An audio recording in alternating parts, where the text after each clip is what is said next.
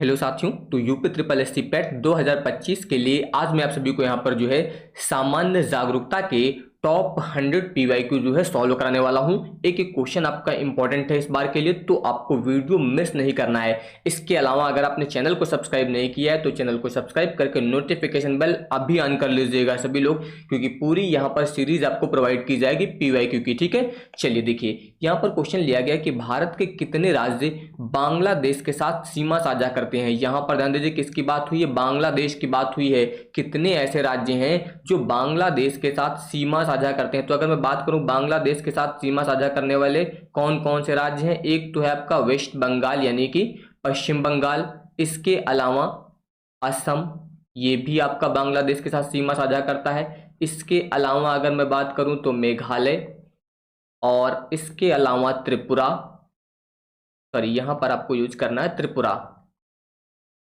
त्रिपुरा, और इसके अलावा मिजोरम, मिजोरम। तो टोटल यहां पर अगर मैं बात करूं तो 1 2 3 4 5 कितने राज्य जो है बांग्लादेश के साथ सीमा साझा करते हैं, तो 5 राज्य, यानी कि यहां पर इसका विकल्प नंबर सी जो दिया गया आपका ये सही हो जाएगा। इसके बाद देखिए अगला क्वेश्चन कह रहा है कि निम्नलिखित में से कौन सा देश भारत के साथ सबसे लंबी अंतरराष्ट्रीय सीमा साझा करता है। तो सबसे लंबी की बात हुई है, सबसे लंबी अंतरराष्ट्रीय सीमा जो है कौन साझा करता है, बांग्लादेश। याद रखिएगा सबसे लंबी सीमा कौन साझा करता है, तो बांग्लादेश यहां पर साझा करता है। इसके बाद देखिए अगला क्वेश्चन यहां पर है कि निम्नलिखित में से कौन से भारत के 2 पड़ोसी द्वीप हैं। इनमें से कौन से ऐसे हैं जो भारत के 2 पड़ोसी द्वीप हैं। तो अगर मैं बात करूं तो श्रीलंका और मालदीव, कौन कौन से हैं, श्रीलंका और मालदीव, ये जो है भारत के 2 पड़ोसी द्वीप हैं। ये आप लोग याद रखिएगा। देखिए मैं क्वेश्चन आपको इस तरीके से बताऊंगा कि बिल्कुल भी समय वेस्ट ना हो और ज्यादा से ज्यादा यहां पर क्वेश्चन जो आपको कम समय में बताए जा सकें। अगला देखिए यहां पर कह रहा है कि पुला निम्नलिखित में से किस देश की राष्ट्रीय मुद्रा है। यहां पर ध्यान दीजिए क्या बात हुई है, क्या कह रहा है कि पुला जो है वो किस देश की राष्ट्रीय मुद्रा है। तो याद रखिएगा पुला जो है यहां पर ये बोत्सवाना की मुद्रा है। कहां की मुद्रा है, बोत्सवाना की। इसके अलावा अगर मैं बात करूं तो म्यांमार की बहुत पूछी जाती है, ये याद रखिएगा म्यांमार की मुद्रा क्या है, क्यात। ये याद रखिएगा म्यांमार की मुद्रा यहां पर क्या है, क्यात। इसके अलावा अगर पोलैंड की बात की जाए तो पोलैंड की मुद्रा आपकी पोलिश जोलोटी है, याद रखिएगा पोलिश जोलोटी। इसके अलावा कंबोडिया की बात करें तो इसका रियाल है, ये ब्लू याद रखिएगा यहां पर। तो यहां पर पुला की बात हुई थी, तो पुला यहां पर किस देश की राष्ट्रीय मुद्रा है, यह है बोत्सवाना की। इसके बाद देखिए अगला क्वेश्चन कह रहा है कि निम्नलिखित में से किस देश को थंडर ड्रैगन की भूमिका के नाम से जाना जाता है। याद रखिएगा थंडर ड्रैगन किसको बोलते हैं, भूटान को बोला जाता है। यहां पर थंडर ड्रैगन किसको बोला जाता है, भूटान को बोला जाता है। अगला देखिए यहां पर कह रहा है कि निम्नलिखित देशों को उनकी राजधानियों से सुमेलित कीजिए। देखिए देश, राजधानी, मुद्रा, ये सभी लोग रट लीजिए, क्योंकि यहां पर जो है ये ऐसा टॉपिक है जिससे 10 नंबर के क्वेश्चन आएंगे पूरे सामान्य जागरूकता से आपके। देखिए यहां पर क्या दिया गया, जाम्बिया। तो जाम्बिया की राजधानी क्या होती है, लुसाका। याद रखिएगा जाम्बिया की राजधानी लुसाका, ये हो जाएगा। क्यूबा, क्यूबा की राजधानी हवाना। क्यूबा की राजधानी क्या होती है, क्यूबा की राजधानी हवाना। इसके अलावा दिया गया है यहाँ पर रवांडा। रवांडा की राजधानी जो होती है वो होती है किगाली, ये हो जाएगा। और बहरीन की राजधानी हो जाएगी मनामा। तो यहाँ पर देखिए पहले का कौन सा सही है, सी। तो पहले का सी आपको ये दिया गया, फिर दूसरे का ए, दूसरे का आपको ये दिया गया है, और इसके अलावा तीसरे का दिया गया डी, और चौथे का दिया गया बी, यानी कि यहाँ पर इसका विकल्प नंबर सी जो है आपका सही हो जाएगा। अगला क्वेश्चन यहाँ पर ध्यान दीजिए। इसके बाद दिया गया कि निम्नलिखित में से कौन सी ओमान की राजधानी है। यहाँ पर जो है ओमान की राजधानी कौन सी है, मस्कट। याद रखिएगा ओमान की राजधानी कौन सी है, मस्कट। तो ये ओमान की राजधानी हो जाएगी। अगला क्वेश्चन दिया गया कि निम्नलिखित में से कौन सी इजराइल की राजधानी है। तो यहाँ पर ध्यान दीजिए इजराइल की बात हुई है तो इसकी राजधानी है जेरूशलेम। कौन सी है, जेरूशलेम। तो ये यहाँ पर जो है इसका सही विकल्प हो जाएगा। इसके बाद देखिए अगला क्वेश्चन यहाँ पर जो दिया गया कह रहा है कि निम्नलिखित में से कौन सी कोमोरस संघ की राजधानी है। यहाँ पर किसकी राजधानी पूछी गई है? कोमोरस की राजधानी पूछी गई है। तो कोमोरस की राजधानी क्या है? मोरोनी। याद रखिएगा, कोमोरस की राजधानी क्या है? मोरोनी है। इसके बाद अगला क्वेश्चन दिया गया है कि निम्नलिखित में से हंगरी की राष्ट्रीय मुद्रा क्या है? ध्यान दीजिए, यहाँ पर किसकी बात हुई है? हंगरी की बात हुई है। तो इसकी जो राष्ट्रीय मुद्रा है वो है हंगेरियन फोरिट। याद रखिएगा, क्या है? हंगेरियन फोरिट। ये यहाँ पर जो है हंगरी की राष्ट्रीय मुद्रा हो जाएगी। इसके बाद अगला क्वेश्चन दिया गया कि निम्नलिखित में से पोलैंड की राष्ट्रीय मुद्रा क्या है? अभी मैंने बताया था पोलैंड की राष्ट्रीय मुद्रा आपकी क्या हो जाएगी? ज़्लॉटी हो जाएगी। तो यहाँ पर याद रखिएगा ज़्लॉटी, ये जो है पोलैंड की राष्ट्रीय मुद्रा हो जाएगी। इसके बाद अगला क्वेश्चन यहाँ पर दिया गया है कि सिरोई, या फिर इसे आप बोल सकते हैं सिरोए, कुमुदनी या फिर लिली भारत के निम्नलिखित में से किस राज्य में पाई जाने वाली एकमात्र स्थलीय कुमुदनी लिली है? यानी कि जो सिरोए है ये जो है भारत में पाए जाने वाली एकमात्र स्थलीय कुमुदनी लिली है। ये किस राज्य में जो है पाई जाती है यहाँ पर? तो याद रखिएगा ये मणिपुर में पाई जाती है। कहाँ पर पाई जाती है? मणिपुर में जो है ये पाई जाती है। तो इसका विकल्प नंबर सी सही होगा। इसके बाद देखिए अगला क्वेश्चन कह रहा है कि निम्नलिखित में से 2014 में बनाया गया भारत का 29वां राज्य कौन सा था? सभी को पता होगा, बिल्कुल रटा होना चाहिए। 29वां राज्य कौन था? तेलंगाना था। लेकिन अगर वर्तमान की बात की जाए तो वर्तमान में जो स्टेट हैं कितने हैं? टोटल 28 हैं। और जो आपके केंद्र शासित प्रदेश हैं वो कितने हैं? 8 हैं। तो याद रखिएगा वर्तमान में यहाँ पर स्टेट जो है यानी कि जो राज्य हैं वो 28 हैं और इसके अलावा केंद्र शासित प्रदेश जो है वो 8 हैं। लेकिन 2014 में जो है 29वां राज्य कौन सा बनाया गया था आपका? वो तेलंगाना बनाया गया था। तो ये आप लोग याद रखिएगा। अगला क्वेश्चन यहाँ पर दिया गया है कि स्वतंत्रता के बाद भाषा के आधार पर बने भारत के पहले राज्य का नाम बताइए। जो भाषा के आधार पर पहला राज्य बना था वो कौन सा था? तो याद रखिएगा आंध्र प्रदेश। कौन सा राज्य था जो यहाँ पर स्वतंत्रता के बाद भाषा के आधार पर पहले बना था? तो वो था आपका आंध्र प्रदेश। इसके बाद अगला क्वेश्चन दिया गया कि निम्नलिखित में से एक केंद्र शासित प्रदेश की राजधानी नहीं है। यहाँ पर इन चारों में से कौन सी ऐसी राजधानी है जो केंद्र शासित प्रदेश की राजधानी नहीं है? तो अगर मैं बात करूं आइजोल, आइजोल कहाँ की राजधानी है? आइजोल जो है आपकी मिजोरम की राजधानी है। कहाँ की राजधानी है? मिजोरम की राजधानी है। अगर ये मिजोरम की राजधानी है तो इसका मतलब ये केंद्र शासित प्रदेश की राजधानी नहीं है। आप सभी को पता है कि मिजोरम एक राज्य है जो कि केंद्र शासित प्रदेश नहीं है। तो इसका मतलब आइजोल जो है ये केंद्र शासित प्रदेश की राजधानी नहीं है। ये याद रखिएगा। इसके अलावा अगर मैं बात करूं दमन, आप लोग जानते हैं कहाँ की राजधानी है, ये तो पता ही होना चाहिए, दादरा एवं नगर हवेली की हो जाएगी। ठीक है। इसके अलावा यहाँ पर दिया गया पांडुचेरी कहाँ की राजधानी है? दमन एवं दीव की राजधानी हो जाएगी। कवरवत्ती दिया गया है, ये कहाँ की राजधानी है? जबकि अगर मैं बात करूं तो ये लक्षद्वीप की राजधानी है। ठीक है। तो ये यहाँ पर तीनों जो दिए गए हैं केंद्र शासित प्रदेश की राजधानी है, लेकिन आइजोल जो है ये राज्य की राजधानी, स्टेट की राजधानी है। ये याद रखिएगा। ठीक है। इसके बाद आ जाइए अगला क्वेश्चन। यहाँ पर कह रहा है कि निम्नलिखित में से किस राज्य को राजस्थान का सफेद शहर कहा जाता है? ऐसा कौन सा राज्य है जिसको यहाँ पर राजस्थान का जो है सफेद शहर कहते हैं? तो याद रखिएगा उदयपुर। उदयपुर को जो है राजस्थान का सफेद शहर बोला जाता है। ये आपको याद रखना है। इसके बाद अगला क्वेश्चन दिया गया है कि लक्षद्वीप की राजधानी निम्नलिखित में से कौन सी है? लक्षद्वीप की राजधानी अभी मैंने बताया था कवरत्ती। ये जो है लक्षद्वीप की राजधानी हो जाएगी कवरत्ती। इसके बाद देखिए अगला क्वेश्चन यहाँ पर दिया गया कि केंद्र शासित प्रदेश लक्षद्वीप की आधिकारिक भाषा निम्न में से क्या है? यहाँ पर केंद्र शासित प्रदेश जो लक्षद्वीप है इसकी आधिकारिक भाषा पूछी जा रही है। तो आधिकारिक भाषा जो है वो मलयालम है। आधिकारिक भाषा क्या है? यहाँ पर मलयालम है लक्षद्वीप की आधिकारिक भाषा। ठीक है। इसके बाद अगला क्वेश्चन यहाँ पर है कि निम्नलिखित में से किसे भारत का स्कॉटलैंड भी कहा जाता है? भारत का स्कॉटलैंड जो है किसको बोलते हैं? स्कॉटलैंड जो है वो कूर्ग को बोला जाता है। ये आप लोग याद रखिएगा। स्कॉटलैंड किसको बोलते हैं? कूर्ग को बोलते हैं। और अगर मैं कूर्ग को बात करूं तो इसको ऐसा भी लिखा जाता है, ये ध्यान रखिएगा। कूर्ग को आप यहाँ पर जो है कोडागू लिख सकते हैं, कोडागू बोल सकते हैं या कोडागू बोल सकते हैं। ठीक है। यहाँ पर जो है इसी को स्कॉटलैंड भी कहा जाता है। ये आप लोग याद रखिएगा। और ये कहाँ स्थित है? अगर मैं बात करूं तो ये आपका कर्नाटक में स्थित है। यहाँ पर ये जो है आपका कहाँ पर स्थित है, कर्नाटक में स्थित है। इसी को जो है यहाँ पर कोडागु भी बोला जाता है, तो ये आप लोग याद रखिएगा, इसी को बोलते हैं कोडागु, ठीक है। इसके बाद आ जाइए अगला। अगला यहाँ पर है कि निम्नलिखित में से किस राज्य में विधान परिषद है। इन चारों में कौन सा ऐसा राज्य है जिसमें विधान परिषद है, तो याद रखिएगा कर्नाटक। कर्नाटक में जो है विधान परिषद है। इसके अलावा अगर मैं विधान परिषद की बात करूं तो यहाँ पर तो दिया गया आपको झारखंड, ओडिशा, गुजरात, इनमें विधान परिषद नहीं है। लेकिन इसके अलावा अगर मैं बात करूं तो यूपी, बिहार, महाराष्ट्र, तेलंगाना, इसके अलावा आंध्र प्रदेश, इन सभी में भी विधान परिषद है।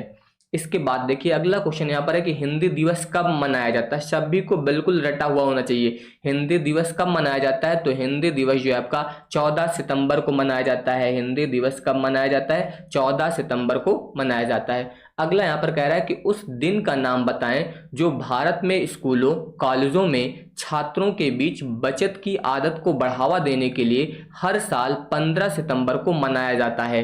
यानी कि 15 सितंबर को क्या मनाया जाता है, ये अब आपको बताना है। तो याद रखिएगा संचयिका दिवस। कौन सा मनाया जाता है, संचयिका दिवस जो है ये 15 सितंबर को मनाया जाता है। इसके बाद अगला क्वेश्चन है कि किस दिन को भारतीय वायुसेना दिवस के रूप में मनाया जाता है। किसकी बात हुई है, भारतीय वायुसेना दिवस। तो भारतीय वायुसेना दिवस जो है 8 अक्टूबर को मनाया जाता है। कब मनाया जाता है, 8 अक्टूबर को भारतीय वायुसेना दिवस जो है मनाया जाता है।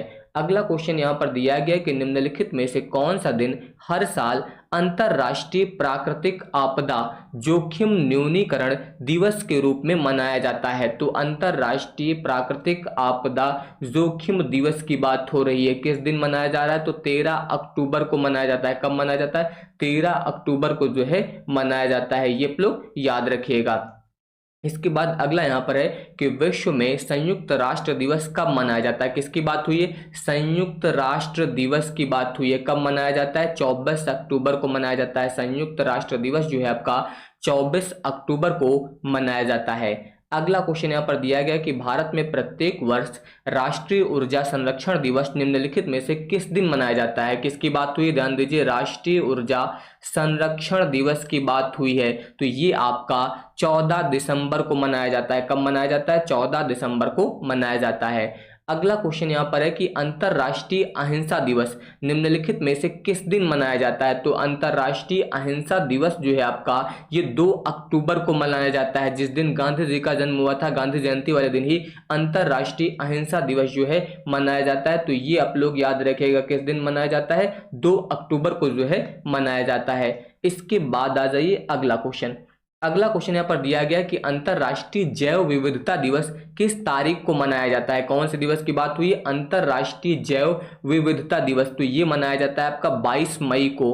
जैव विविधता दिवस जो है कब मनाया जाता है, 22 मई को जो है मनाया जाता है। तो ये आप लोग याद रखिएगा। इसके बाद देखिए अगला कह रहा है कि विश्व मौखिक स्वास्थ्य दिवस यानी कि वर्ल्ड ओरल हेल्थ डे 2023 में कब मनाया गया था। यहाँ पर ध्यान दीजिए किसकी बात हुई है, विश्व मौखिक स्वास्थ्य दिवस की बात हुई है। तो ये आपका 20 मार्च को मनाया गया था। कब मनाया गया था, 20 मार्च को मनाया गया था।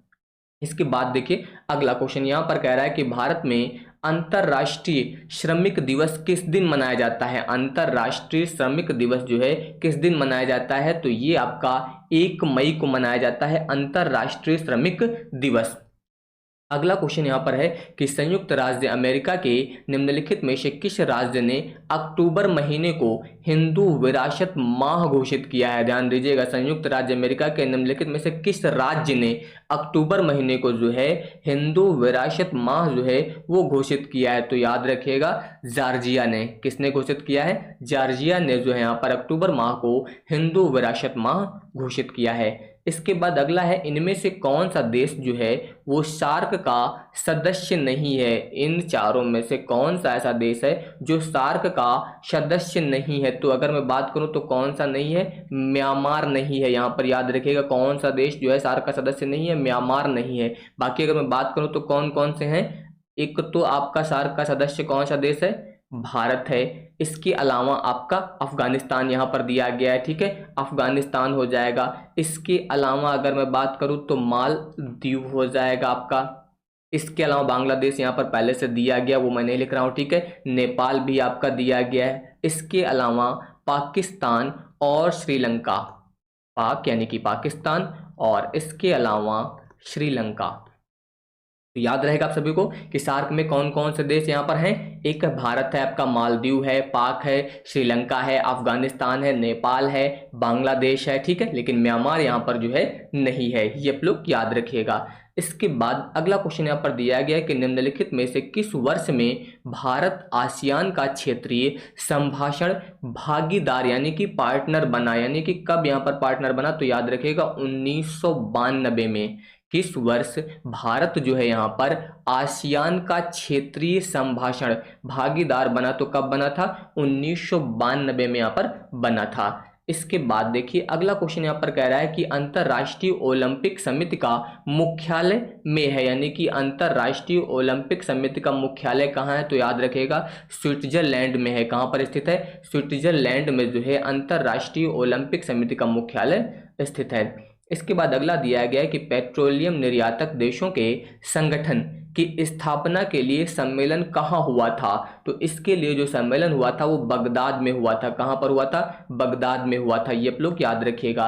इसके बाद अगला कह रहा है कि निम्नलिखित में से किस अंतरराष्ट्रीय संगठन का मुख्यालय लंदन यूनाइटेड किंगडम में है, लंदन यूनाइटेड किंगडम में है, याद रखिएगा। यहाँ पर अंतरराष्ट्रीय समुद्री संगठन का, किसका, अंतरराष्ट्रीय समुद्री संगठन यानी कि इंटरनेशनल मैरीटाइम ऑर्गेनाइजेशन का मुख्यालय लंदन यूनाइटेड किंगडम में स्थित है, तो ये आप लोग याद रखिएगा। इसके बाद देखिए अगला क्वेश्चन, रासायनिक हथियारों का निषेध संगठन यानी कि OPCW में कितने सदस्य राष्ट्र हैं, यानी कि यहाँ पर रासायनिक हथियारों का निषेध संगठन जो है इसमें कितने सदस्य राष्ट्र हैं, याद रखिएगा टोटल 193। कितने हैं, टोटल 193 यहाँ पर सदस्य जो है वो राष्ट्र हैं, ये आप लोग याद रखिएगा।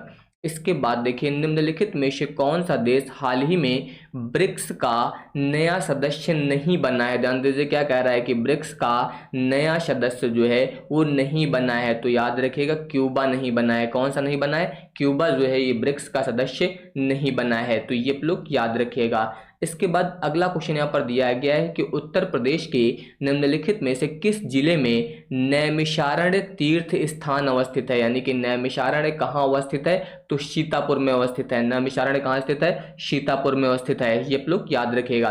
इसके बाद देखिए अगला कह रहा है कि तेलंगाना राज्य के पालमपेट गांव में स्थित रामप्पा मंदिर, जिसे वर्ष 2021 में यूनेस्को विश्व धरोहर स्थल घोषित किया गया था, उसका निर्माण निम्नलिखित में से किस राजवंश के शासनकाल के दौरान किया गया था, तो इसका निर्माण जो है वो काकतीय के शासनकाल में किया गया था। किसके शासनकाल में किया गया था, काकतीय के शासनकाल में जो यहाँ पर किया था, ये आप लोग याद रखिएगा।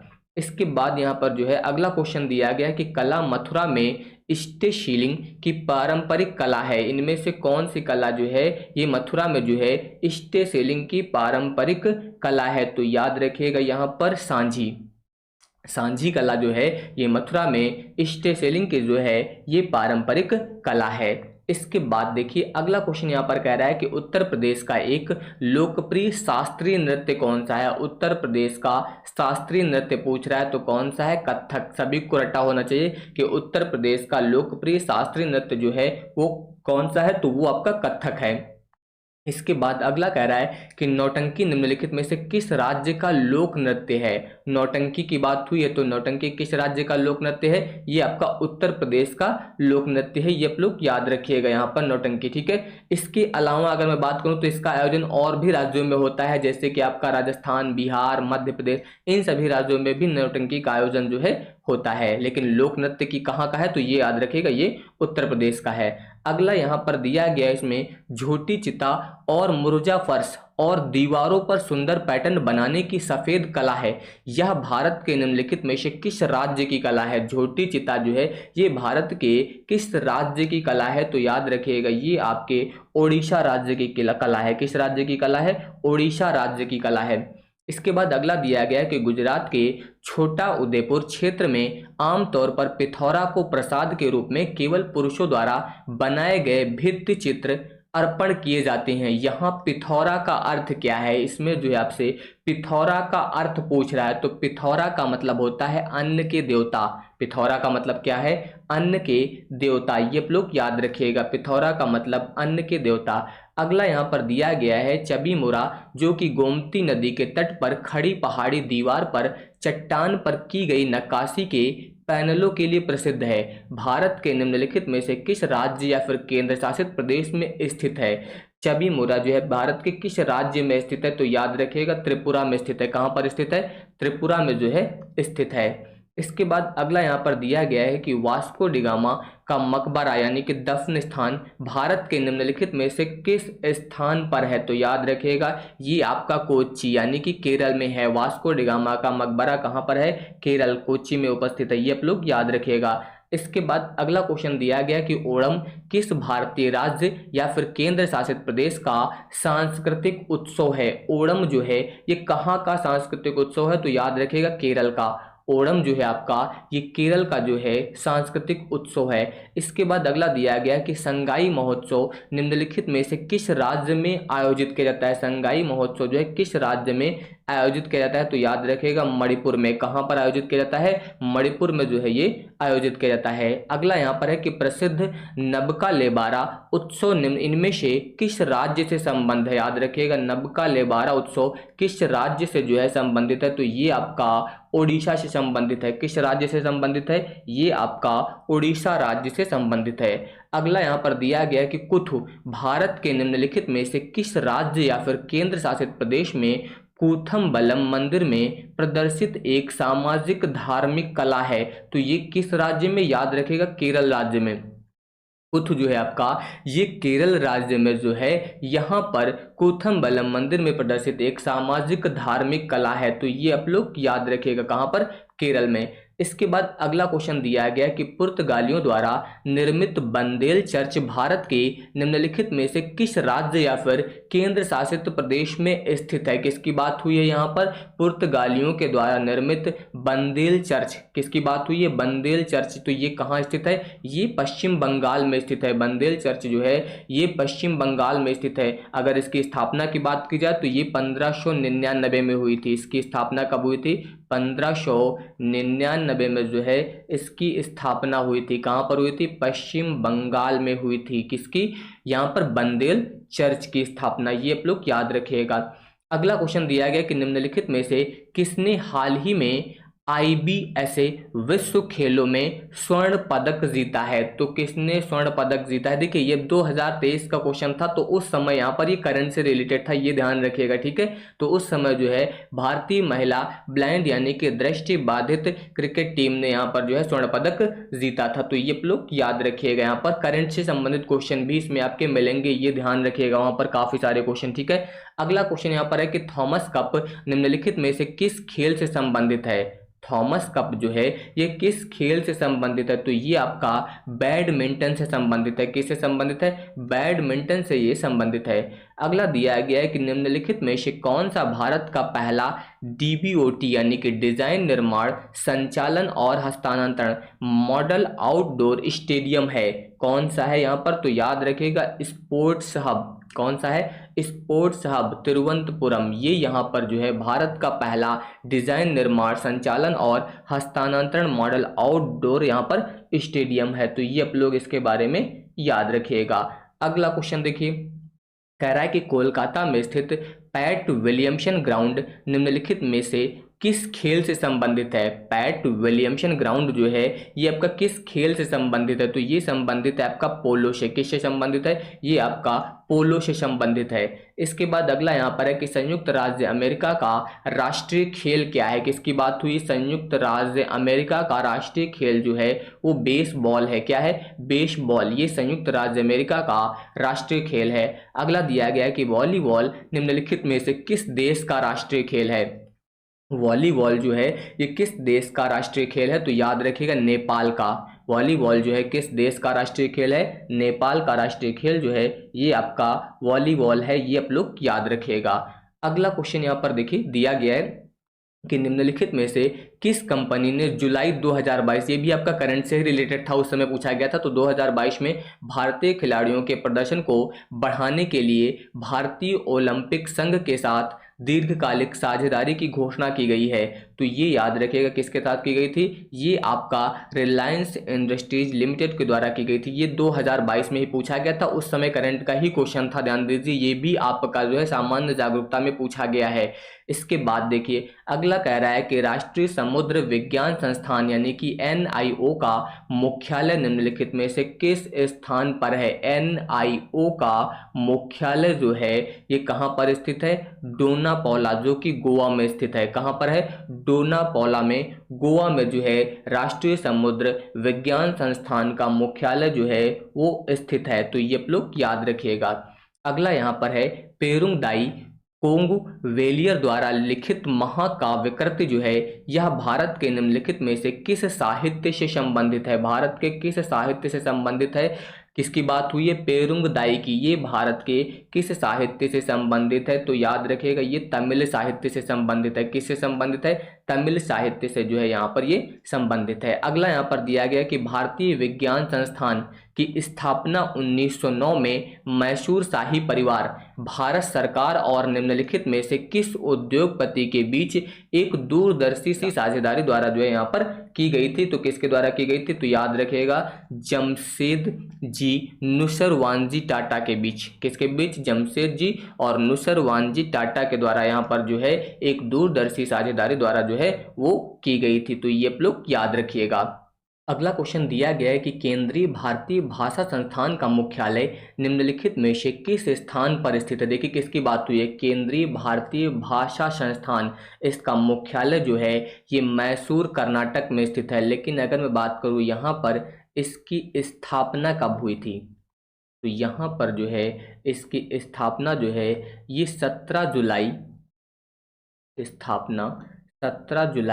1969 को की गई थी। कहाँ की गई थी, मैसूर कर्नाटक में जो है की गई थी। तो ये याद रखिएगा केंद्रीय भारतीय भाषा संस्थान का मुख्यालय मैसूर कर्नाटक में है और इसकी स्थापना जो है वो 17 जुलाई 1969 को की गई थी। इसके बाद अगला क्वेश्चन यहाँ पर दिया गया है कि भारत के महान त्रिकोणमिति सर्वेक्षण का काम जो है 10 अप्रैल 1802 को मद्रास में शुरू हुआ था। किसका काम, महान त्रिकोणमिति सर्वेक्षण का काम 10 अप्रैल 1802 को मद्रास में शुरू हुआ था। जब मद्रास देशांतर से संबंधित एक आधारभूत माप किया गया था, तो वर्तमान में मद्रास वेधशाला को किस नाम से जाना जाता है। वर्तमान में जो है मद्रास वेधशाला को किस नाम से जाना जाता है, तो इसे जो है वर्तमान में भारतीय खगोल भौतिकी संस्थान के नाम से जाना जाता है। किस नाम से जाना जाता है, भारतीय खगोल भौतिकी संस्थान के नाम से जो है इसे जाना जाता है। इसके बाद देखिए प्रसिद्ध पुस्तक विंग्स ऑफ फायर किसकी आत्मकथा है। बिल्कुल इंपॉर्टेंट है और इसके अलावा बहुत ही अच्छी तरीके से आप सभी को रटी हुई होनी चाहिए। याद रखिएगा विंग्स ऑफ फायर किसकी आत्मकथा है, तो ये जो है डॉक्टर APJ अब्दुल कलाम की। यहाँ पर विंग्स ऑफ फायर किसकी आत्मकथा है, डॉक्टर APJ अब्दुल कलाम की। अगला यहाँ पर लिखा है कि निम्नलिखित में से किस भारतीय स्वतंत्रता सेनानी ने हिट्स फॉर सेल्फ कल्चर नामक पुस्तक लिखी थी। किस पुस्तक की बात हुई है, ध्यान दीजिए, यहाँ पर बात हुई है hits for self culture. Hits for self culture जो लिखी गई थी वो किसके द्वारा लिखी गई थी, लाला हरदयाल के द्वारा लिखी गई थी। किसके द्वारा लिखी गई थी, ये लाला हरदयाल के द्वारा जो है यहाँ पर लिखी गई थी। इसके बाद देखिए अगला क्वेश्चन यहाँ पर है कि निम्नलिखित में से किसने प्रसिद्ध पुस्तक पावर्स ऑफ द माइंड लिखी थी। पावर्स ऑफ द माइंड जो है किसने लिखी थी, तो पावर्स ऑफ द माइंड जो है ये स्वामी विवेकानंद ने लिखा था। पावर्स ऑफ द माइंड जो है किसने लिखा था, स्वामी विवेकानंद जी ने लिखा था। इसके बाद देखिए अगला क्वेश्चन यहाँ पर है कि निम्नलिखित में से किस व्यक्ति ने प्रसिद्ध पुस्तक the story of my experiments with truth यहाँ पर लिखी थी। ये किसने लिखा था, यहाँ पर किसकी बात हुई है, the story of my experiments with truth. तो ये पुस्तक जो है किसने लिखी थी, ये पुस्तक महात्मा गांधी ने लिखी थी। किसने लिखी थी, महात्मा गांधी ने the story of my experiment with truth, ये पुस्तक जो है महात्मा गांधी ने लिखा था। इसके बाद देखिए अगला यहाँ पर दिया गया कि भारत सरकार द्वारा वर्ष 1967 में निम्नलिखित में से किस वीरता पुरस्कार का नाम बदलकर शौर्य चक्र कर दिया गया। यहाँ पर जो है किस वीरता पुरस्कार का नाम बदलकर शौर्य चक्र किया गया है, तो याद रखिएगा यहाँ पर अशोक चक्र वर्ग थर्ड, ये जो दिया गया आपका अशोक चक्र वर्ग थर्ड, इसको जो है सौर चक्र कर दिया गया है। इसका नाम बदलकर क्या कर दिया गया है, सौर चक्र कर दिया गया है। अगला यहाँ पर है कि तेंजिंग नोर्गे राष्ट्रीय साहसिक पुरस्कार भूमि, समुद्र और वायु पर साहसिक कार्य के क्षेत्र में उत्कृष्ट उपलब्धियों के लिए जो है सर्वोच्च राष्ट्रीय सम्मान है। और इस पुरस्कार के लिए नगद पुरस्कार राशि क्या है, इसके लिए नगद पुरस्कार राशि जो है वो 15 लाख है। कितनी है, 15 लाख रुपए है। तो ये आप लोग याद रखिएगा। अगला यहाँ पर दिया गया है कि भारतीय पारंपरिक विज्ञान पर किस देश के सर्वदलीय संसदीय समूह को आयुर्वेद रत्न पुरस्कार से सम्मानित किया गया है। तो किसे सम्मानित किया गया, यूके को सम्मानित किया गया। किसको सम्मानित किया गया, यूके को जो है यहाँ पर भारतीय पारंपरिक विज्ञान पर जो है सर्वदलीय संसदीय समूह को आयुर्वेद रत्न द्वारा जो है यहाँ पर सम्मानित किया गया है। इसके बाद अगला क्वेश्चन यहाँ पर दिया गया है कि नोबेल पुरस्कार जीतने वाले प्रथम एशियाई कौन थे। कौन सा पुरस्कार जीतने वाले, नोबेल पुरस्कार जीतने वाले प्रथम एशियाई जो थे वो रविंद्रनाथ टैगोर थे। कौन थे, रविंद्रनाथ टैगोर। और ये पुरस्कार इन्हें कब मिला था, तो ये 1913 में मिला था। 1913 में ये पुरस्कार इनको जो है मिला था। तो ये आप लोग याद रखिएगा। इसके बाद देखिए अगला क्वेश्चन यहाँ पर दिया गया है कि डॉक्टर राजेंद्र प्रसाद स्मृति पुरस्कार निम्नलिखित में से किस क्षेत्र से संबंधित है। डॉक्टर राजेंद्र प्रसाद स्मृति पुरस्कार जो है ये किस क्षेत्र से संबंधित है, तो ये आपका लोक प्रकाशन से संबंधित है। तो डॉक्टर राजेंद्र प्रसाद स्मृति पुरस्कार जो है किससे संबंधित है, ये आपका लोक प्रकाशन से जो है संबंधित है।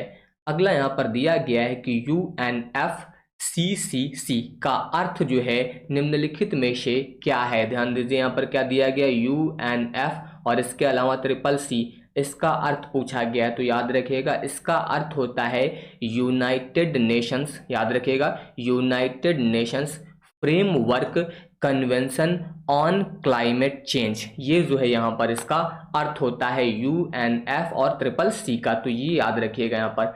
इसके बाद अगला दिया गया यहाँ पर ग्लोबल वार्मिंग का अपेक्षित परिणाम क्या है। यहाँ पर ग्लोबल वार्मिंग का जो है अपेक्षित परिणाम पूछा जा रहा है। यहाँ पर दिया गया है फसल पैटर्न में परिवर्तन, तटीय रेखा में परिवर्तन, समुद्र के स्तर में वृद्धि, ये सभी यहाँ पर ये सभी जो है ग्लोबल वार्मिंग का अपेक्षित परिणाम है। तो ये आप लोग याद रखिएगा। इसके बाद देखिए अगला कह रहा है कि निम्नलिखित में से कौन सी एक हरित गृह गैस नहीं है। हरित गृह का मतलब यहाँ पर किसकी बात हुई है, याद रखिएगा ग्रीन हाउस गैस की बात हो रही है कि इनमें से कौन सी जो है ग्रीन हाउस गैस नहीं है। देखिए यहाँ पर एक दिया गया आपको क्लोरोफ्लोरोकार्बन यानी कि CFC। तो ये आपका जो है यहाँ पर दिया गया है क्लोरोफ्लोरोकार्बन, ठीक है। तो ये आपकी हरित गैस है। इसके अलावा दिया गया कार्बन डाइऑक्साइड, ये भी है। नाइट्रोजन, नाइट्रोजन जो है आपकी ग्रीन हाउस गैस यानी कि हरित गैस नहीं है। इसके अलावा मीथेन भी आपकी यहाँ पर ग्रीन हाउस गैस है, ठीक है। इसके अलावा जल वाष्प हो गया, नाइट्रस ऑक्साइड हो गया, ये सभी गैसें जो आपकी ग्रीन हाउस गैसें हैं, ठीक है। इसके बाद देखिए अगला यहाँ पर कह रहा है कि निम्नलिखित में से कौन सी गैस ग्लोबल वार्मिंग के लिए जिम्मेदार है। कौन सी गैस जो है वो ग्लोबल वार्मिंग के लिए जिम्मेदार है, तो याद रखिएगा ग्रीन हाउस गैस। कौन सी गैस, ग्रीन हाउस गैस जो है ये ग्लोबल वार्मिंग के लिए जो है जिम्मेदार है। तो ये आप लोग याद रखिएगा। अगला यहाँ पर दिया गया है कि द अनामलाई रीड टेल नाम की डैमजल फ्लाई की एक नई प्रजाति की खोज किस राज्य में की गई। किसकी बात हुई है, द अनामलाई रीड टेल नाम की जो है डैमजल फ्लाई, इसकी एक नई प्रजाति की खोज जो है वो किस राज्य में की गई है। तो ये जो है केरल राज्य में की गई है। कहाँ पर की गई है, केरल राज्य में जो है की गई है। इसके बाद अगला क्वेश्चन दिया गया है कि the national mission for sustaining the Himalayan ecosystem यानी कि इसे हम लोग बोलते हैं NMSHE, जलवायु परिवर्तन पर राष्ट्रीय कार्य योजना जिसे हम लोग बोलते हैं NAPCC के तहत मिशन है। और NAPCC के अंतर्गत कुल कितने मिशन जो है यहाँ पर लॉन्च किए गए थे, तो इसके अंतर्गत जो है याद रखिएगा टोटल 8 मिशन लॉन्च किए गए थे। कितने मिशन लॉन्च किए गए थे यहाँ पर, इसके अंतर्गत जो है 8 मिशन यहाँ पर लॉन्च किए गए थे। अगला यहाँ पर दिया गया है कि अंतरिक्ष में जाने वाली भारतीय मूल की दूसरी अमेरिकी महिला अंतरिक्ष यात्री कौन थी? ध्यान दीजिए, दूसरी अमेरिकी महिला पूछ रहा है यहाँ पर, तो दूसरी अमेरिकी महिला जो थी वो शिरीषा बांदला थी। कौन थी? शिरीषा बांदला, ये यहाँ पर जो है दूसरी अमेरिकी महिला थी। तो ये आप लोग याद रखिएगा यहाँ पर।